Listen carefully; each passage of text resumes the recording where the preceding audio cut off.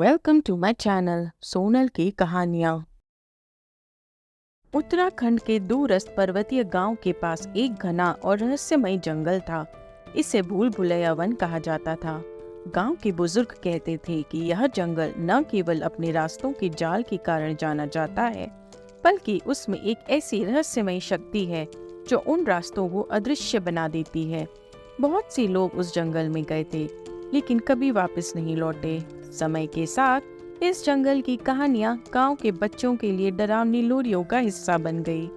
लेकिन राहुल, गांव का एक जिज्ञासु और साहसी युवक, इन कहानियों को महज अंधविश्वास मानता था। वह मानता था कि डर और अंधविश्वास ही लोगों को जंगल में रास्ता भटकने पर मजबूर कर देते हैं। राहुल हमेशा से साहसिक यात्राओं का शौकीन था और वह इस जंगल के रहस्य को सुलझाने की ठान चुका था। एक दिन राहुल ने अपने दोस्तों के साथ जंगल में प्रवेश करने की योजना बनाई, लेकिन उसके सभी दोस्त डर के मारे पीछे हट गए। आखिरकार राहुल ने अकेले ही जंगल में जाने का निर्णय लिया। उसने अपनी माँ से कहा, माँ, मैं कुछ घंटों में वापस आ जाऊंगा, बस इस जंगल का रहस्य जानना चाहता हूँ। सुबह का समय था। सूर्य की किरणें पर्वतों की चोटियों से टकरा रही थी, लेकिन जैसे ही राहुल ने जंगल में प्रवेश किया, सूरज की रोशनी ने जैसे उसे अलविदा कह दिया। जंगल के भीतर एक अजीब सी शांति थी, जो साधारण शांति नहीं, बल्कि भयानक और असहज कर देने वाली थी।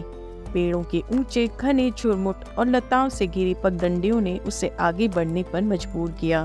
कुछ ही समय में वह इतना अंदर आ चुका था कि बाहर निकलने का रास्ता उसे नजर नहीं आ रहा था।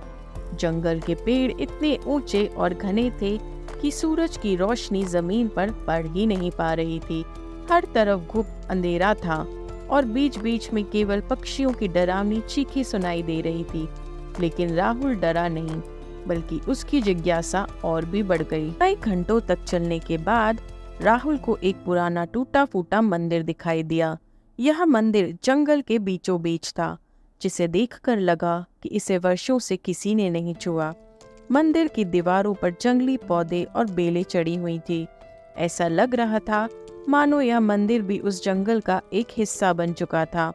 मंदिर के ऊपर एक टूटी हुई घंटी लटक रही थी, जो हवा के साथ हल्के से हिल रही थी, लेकिन कोई आवाज नहीं कर रही थी। राहुल ने मंदिर के अंदर कदम रखा। मंदिर में घना अंधकार था, लेकिन एक कोने में एक दिया जल रहा था। यह और भी अजीब था, क्योंकि मंदिर की हालत देखकर नहीं लग रहा था कि यहाँ कोई आता जाता होगा। राहुल ने सोचा कि शायद यह दिया किसी साधु या तपस्वी ने जलाया होगा, जो इस मंदिर में पूजा करने आता हो, लेकिन वहाँ कोई नहीं था। मंदिर के केंद्र में एक पुरानी मूर्ति थी, जो किसी देवी की प्रतीत हो रही थी।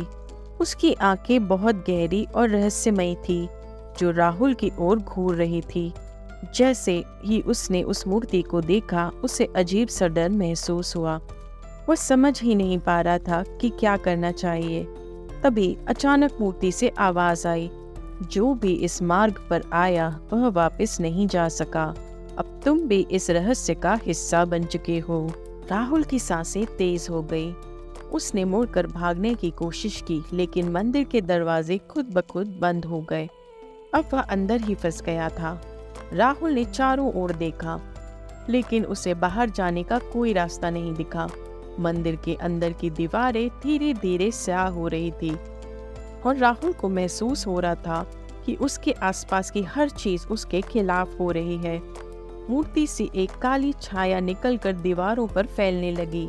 यह छाया धीरे धीरे राहुल की ओर बढ़ रही थी। राहुल का शरीर कांपने लगा और उसके मुंह से कोई आवाज नहीं निकल रही थी। उसकी आंखों के सामने सब कुछ धुंधला होने लगा। अचानक वह महसूस करता है कि मंदिर की मूर्ति की आंखें और चमक उठी हैं और वह उसकी ओर खींची जा रही है। उसे लगा कि वह इस रहस्यमयी शक्ति का शिकार बनने जा रहा है। उसने चिल्लाने की कोशिश की, लेकिन उसकी आवाज गले में ही घुट गई।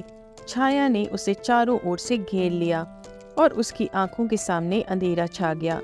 राहुल की चेतना धीरे धीरे क्षीण होने लगी और वह बेहोश हो गया।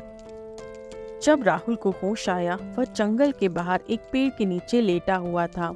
उसके शरीर पर खरोंचे और घाव थे। लेकिन उसे यह समझ नहीं आ रहा था कि वह यहाँ कैसे पहुंचा।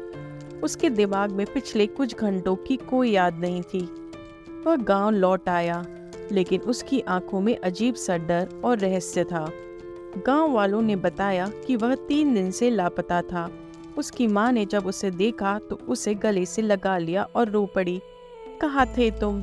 मैंने तुम्हें हर जगह ढूंढा, लेकिन तुम कहीं नहीं मिले। राहुल ने उस घटना के बारे में किसी को कुछ नहीं बताया।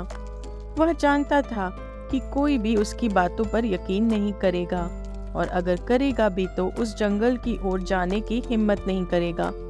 लेकिन राहुल को पता चल गया था कि उस जंगल में कुछ ऐसा था जिसे समझना नामुमकिन था। राहुल ने अब उस जंगल के बारे में कभी बात नहीं की। उसने उस दिन की घटना को अपने दिल में ही दफना दिया। हालांकि वह जानता था कि जो भी रहस्य उस जंगल के अंदर छिपा था, वह उसके साथ हमेशा रहेगा।